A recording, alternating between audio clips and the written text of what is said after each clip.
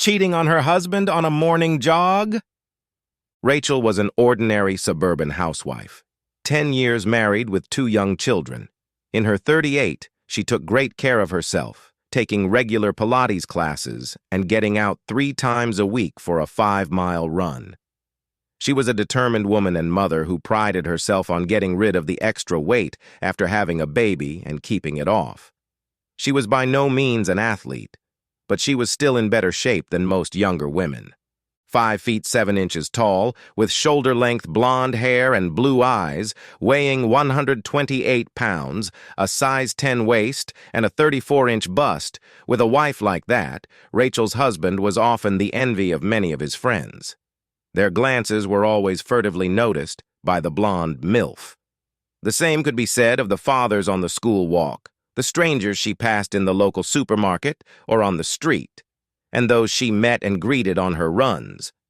One particular runner who smiled brightest at her every time they crossed paths was a man she found as attractive as her husband, perhaps even a little more attractive if she was completely honest with herself. Never stopping to talk to him, she didn't know his name, but it didn't matter. She was instinctively attracted to his tall stature, athletic build, handsome smile, and well-groomed beard.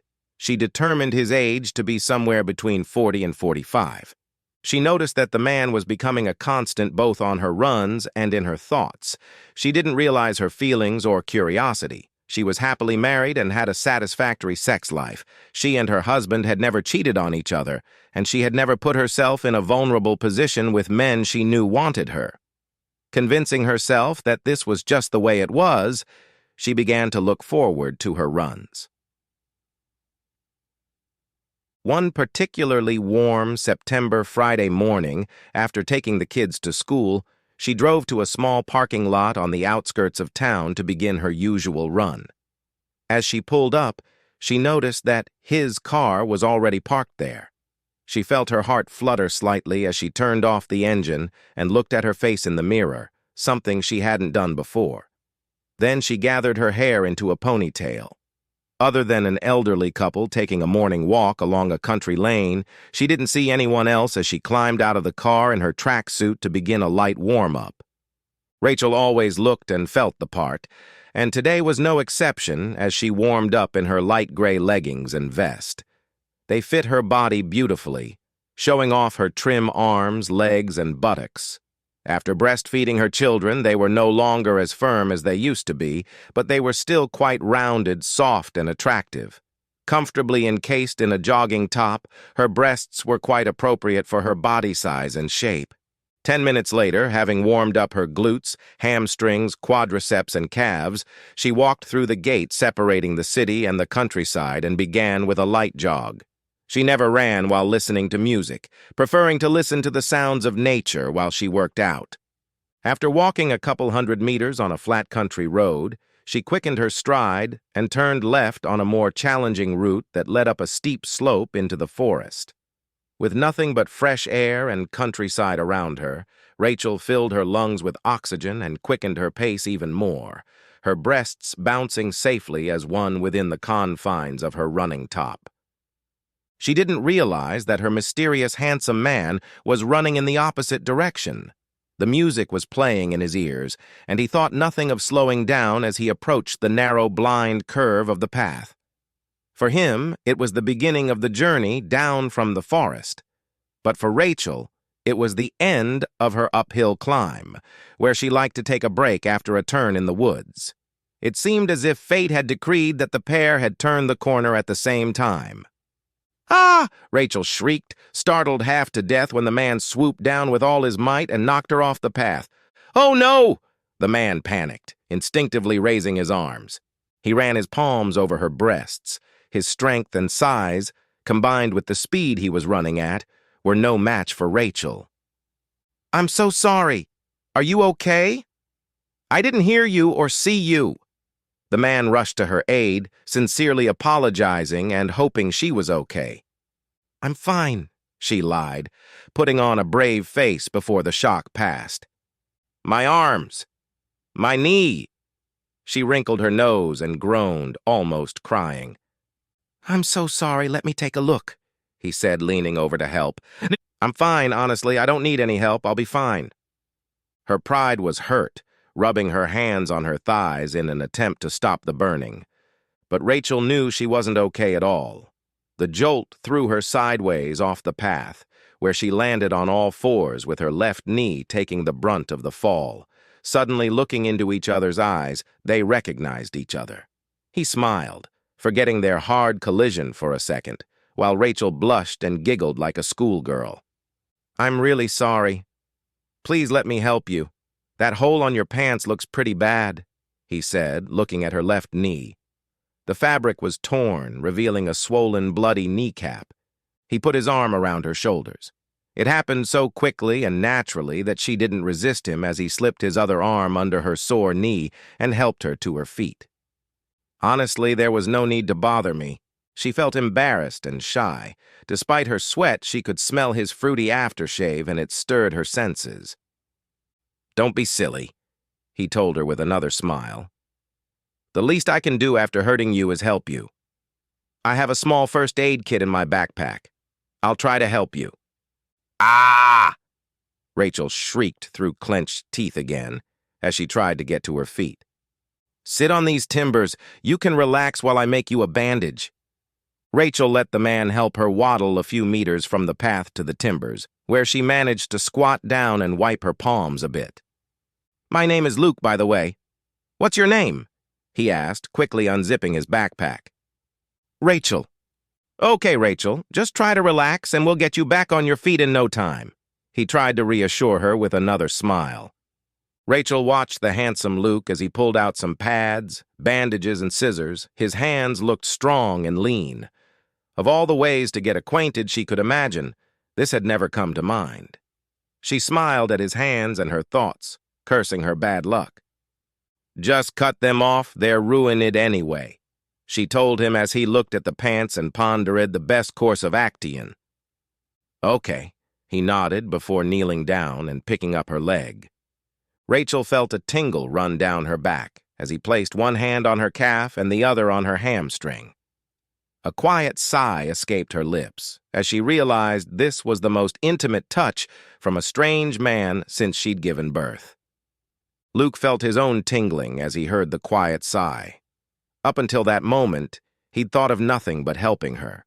But now he held her firm, taut leg in his hands, rested a hand on her hip, his gaze instinctively sliding to the protruding outline of her body. Women in athletic jogging and yoga clothes always drove him crazy, and Rachel was one of those women.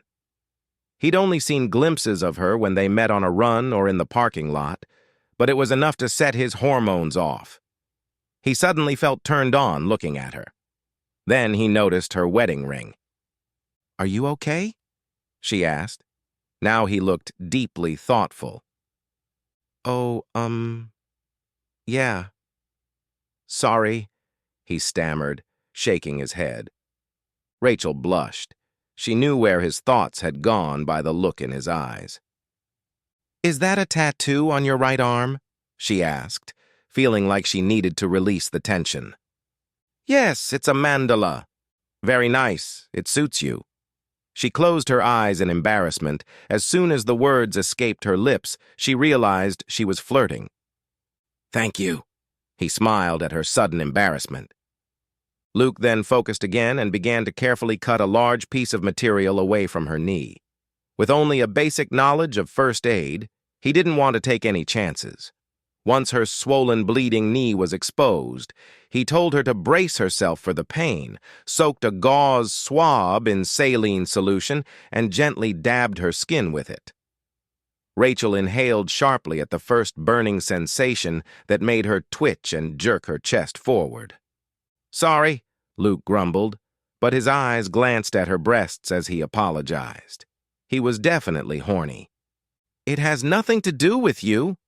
Rachel blushed again, feeling her own arousal begin to rise as his roving gaze touched her breasts.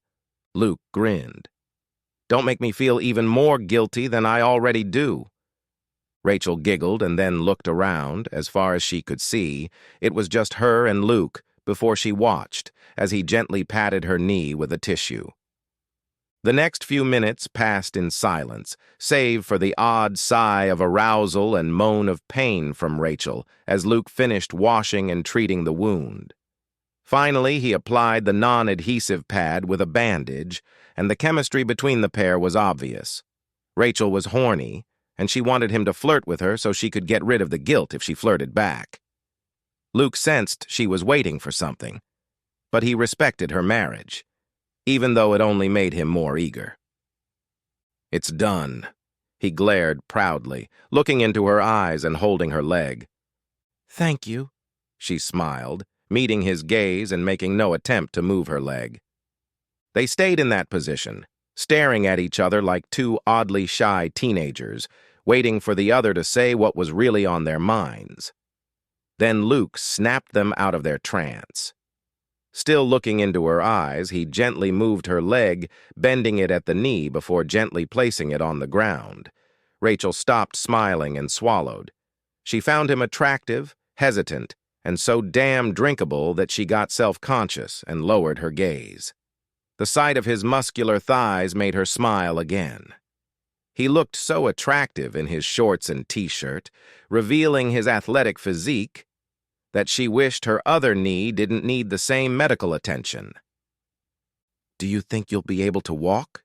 he asked, standing with his hand outstretched to help her up. Rachel saw the muscles in his legs tense as he stood up before her, gaze lingered on his body. "I think I'll be okay," she mumbled awkwardly as she carefully climbed off the log. Luke smirked and walked over to support her.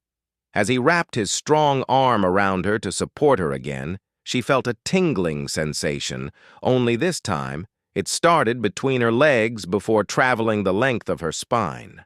Pulling her tightly against his body as her legs took the full weight of her body, they both felt her left breast press into his side. Luke smelled her for the first time, catching a subtle mixture of expensive perfume and coconut shampoo. He let go of her and let her stand up without any help. The bandage was a little constricting on her knee, but she was able to walk unaided, much to their disappointment. "Thank you, Luke," she smiled warmly, feeling dizzy from saying his name for the first time. "It's the least I could do," he smiled back. "Shall I walk you to your car? I'm assuming you're not going to continue your run?" They both laughed before Rachel nodded.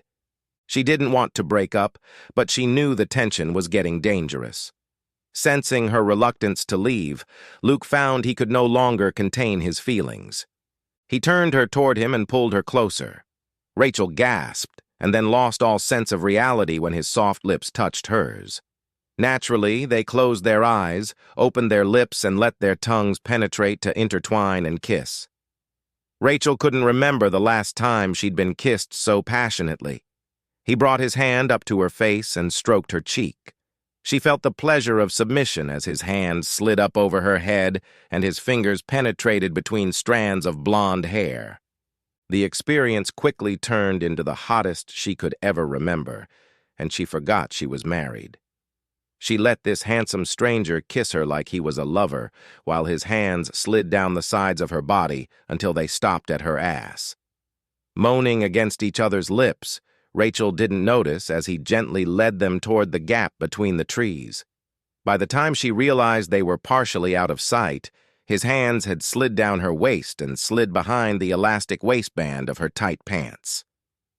"Oh, Luke," she exhaled, excited and flustered. "I can't. We shouldn't."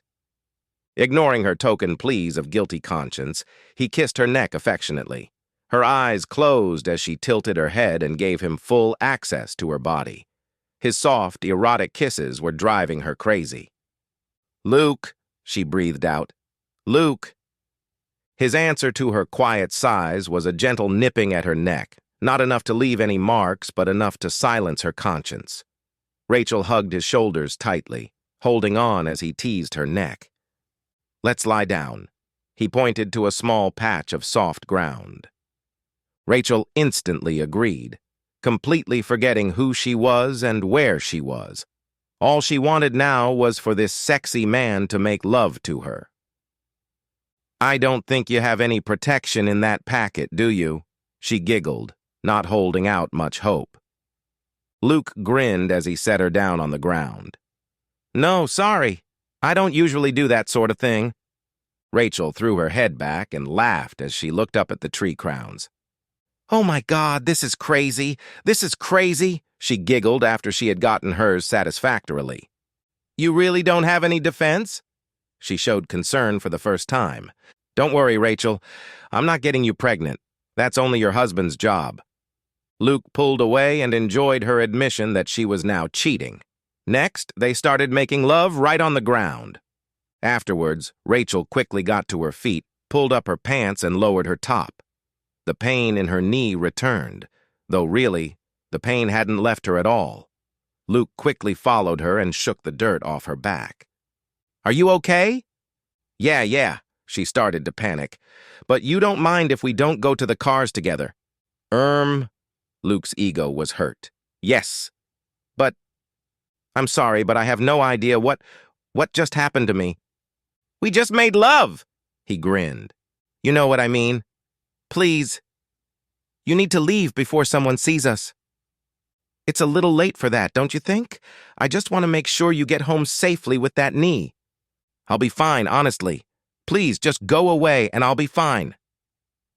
Sensing the married blonde's distress, Luke reluctantly accepted her decision, picked up his backpack, and continued running. Rachel sat down on the log again to gather her thoughts and check the bandage on her knee before gathering her wits for the long, arduous walk to the car. She knew it would be the longest and most nerve-wracking walk of her life, and a sore knee wasn't the main reason. The end! Subscribe to my channel. Thank you!